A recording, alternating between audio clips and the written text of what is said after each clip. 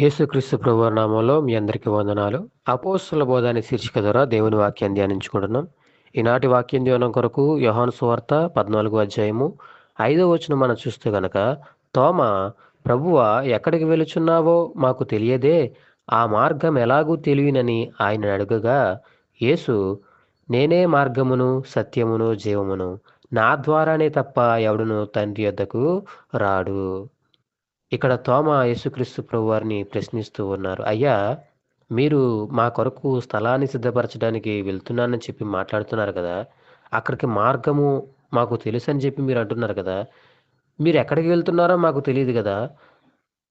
మరి ఆ మార్గం మాకెలా తెలుస్తుంది అని చెప్పి ఆయన ప్రశ్నించినప్పుడు యేసుక్రీస్తు ప్రభువారు ఇస్తున్న సమాధానం ఏంటయ్యా అంటే, నేనే మార్గమును, సత్యమును, జీవమును, నా ద్వారానే తప్ప ఎవడును తండ్రి యొద్దకు రాడు. తండ్రి అయిన దేవుని యొద్దకు చేరడానికి కుమారుడైన యేసుక్రీస్తు ప్రభువారు మనకి మార్గముగా ఉన్నారు. నిత్య జీవానికి చేరడానికి ఆయన మార్గముగా ఉన్నారు. పరలోక రాజ్యానికి చేరడానికి యేసుక్రీస్తు ప్రభువారు మనకి మార్గముగా ఉన్నారు. ఈ మార్గమైన యేసుక్రీస్తు ప్రభువారిని నువ్వు ఆశ్రయించినట్లయితే గనక, నీవు పరలోక రాజ్యానికి, నిత్య జీవానికి చేర్చబడతావు. ఈ లోకంలో మానవాళి పాప క్షమాపణ నిమిత్తము, సర్వమానవ పాప పరిహారార్థ నిమిత్తము బలైన వారు ఎవరు లేరు, ఒక్క యేసుక్రీస్తు ప్రభువారు తప్పితే. మానవాళి పాప క్షమాపణ, పాప విమోచన కొరకు ఈ లోకానికి దిగివచ్చి యేసుక్రీస్తు ప్రభువారు బలయ్యి ఆయన శరీరాన్ని బలిగా అర్పించి పాప విమోచన చేశారు. ఆ శరీరం అనే తెర ద్వారా మనకి మార్గాన్ని ఏర్పాటు చేశారు. ఆ మార్గము ద్వారా మనం ఎక్కడికి వెళ్తున్నామంటే, మనం పరిశుద్ధపరచబడి పరలోక రాజ్యానికి మనము చేర్చబడతాం. తండ్రి అయిన దేవుని యొద్దకు మనము చేర్చబడతాం. యేసుక్రీస్తు ప్రభువారు ఒక మార్గమై ఉన్నారు. ఈ మానవ కోటికి రక్షణ కావాలంటే యేసుక్రీస్తు ప్రభువారిని ఆశ్రయించాలి. హెబ్రీయులు రాసిన పత్రిక 10వ అధ్యాయము 20వ వచనం మనం చూస్తే గనక, సహోదరులారా, యేసు మన కొరకు ప్రతిష్ఠించిన మార్గమున, యేసుక్రీస్తు ప్రభువారు మన కొరకు ఒక మార్గాన్ని ప్రతిష్ఠించారంట. అదేంటంటే, నూతనమైనదియు, జీవము గలదియు, ఆయన శరీరము అను తెర ద్వారా ఏర్పరచబడినదియునైన మార్గమున. నూతనమైన మార్గం అది, జీవము గల మార్గం అది. అదే మార్గమయ్యా అంటే, యేసుక్రీస్తు ప్రభువారి శరీరం అనే తెర ద్వారా ఏర్పరచబడిన మార్గము. ఆ మార్గము ద్వారా మనము తండ్రి అయిన దేవుని చేరగలుగుతాం. ఆ మార్గము ద్వారా మనము పరిశుద్ధపరచబడతాం. ఆ మార్గము ద్వారా మనము పరిశుద్ధ స్థలంలోకి మనం ప్రవేశించగలుగుతాం. ఆ మార్గము ద్వారా మనము నిత్య జీవాన్ని చేరగలుగుతాం. ఆయనే మార్గమై ఉన్నారు. ఆయన శరీరము అనే తెర ద్వారా మార్గాన్ని ఏర్పాటు చేసి ఉన్నారు. ఈ మార్గము నూతనమైనది మరియు జీవము గలది. ఈ మార్గాన్ని నువ్వు ఎంపిక చేసుకుంటే నువ్వు తండ్రి అయిన దేవుని యొద్దకు చేరగలుగుతావు. ఈ మార్గాన్ని నువ్వు ఎంపిక చేసుకుంటే నువ్వు పరలోక రాజ్యానికి, నిత్య జీవానికి చేరగలుగుతావు. సర్వ మానవాళి పాప పరిహారార్థము యేసుక్రీస్తు ప్రభువారు బలి అయ్యారు. ఈ లోకంలో ఈ పని చేస్తున్న వాళ్ళు ఎవరు కనపడరు మనకి. ఈయన వల్లనే మనకి రక్షణ. అపోస్తుల కార్యాలు 4వ అధ్యాయము 12వ వచనం మనం చూస్తే గనక, మరి ఎవని వలన రక్షణ కలుగదు, ఈ నామమునే మనము రక్షణ పొందవలెను గాని, ఆకాశము క్రింద మనుష్యుల్లో ఇయ్యబడిన మరి ఏ నామమున రక్షణ పొందలేము అనెను. మరి ఎవని వలన కూడా రక్షణ కలగదు. యేసుక్రీస్తు ప్రభువారి ద్వారానే మనకి రక్షణ. కుమారుడైన యేసుక్రీస్తు ప్రభువారి ద్వారానే మనకి నిత్య జీవము. ఈ నామముననే మనము రక్షణ పొందవలెను గాని, ఆకాశము కింద మనుష్యుల్లో ఇయ్యబడిన మరి ఏ నామమున రక్షణ పొందలేము అని చెప్పి ఇక్కడ మాట్లాడుతూ ఉన్నారు.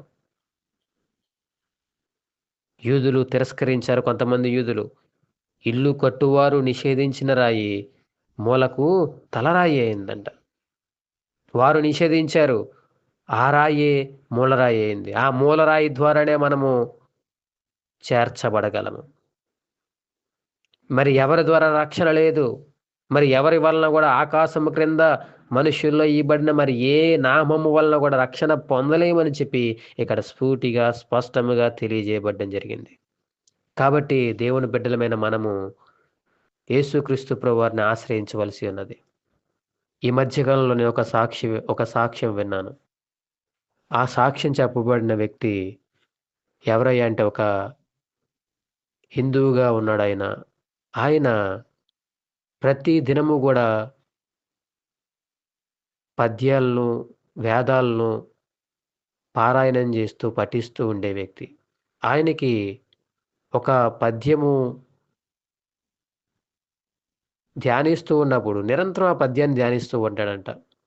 ఆ పద్యానికి యొక్క సమాధానం అర్థం ఏంటయ్యా అంటే, నేను పాపిని, నేను పాపంలో ఉన్నవాడను, నేను పాపపు బుద్ధి గలవాడను, పాపపు ఉనికి గలవాడను, నా పాపాన్ని నీ కృపతో క్షమించు అని చెప్పి ప్రతినిత్యం ఆ పద్యం వాళ్ళు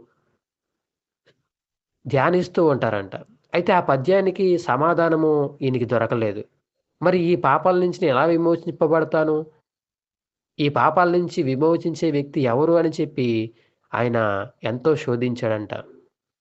ఈ సత్య శోధనలో ఆయనకి కొంతకాలానికి యేసుక్రీస్తు ప్రభువారి గురించి తెలియబడినప్పుడు, ఆయన బైబిల్‌ని ధ్యానించినప్పుడు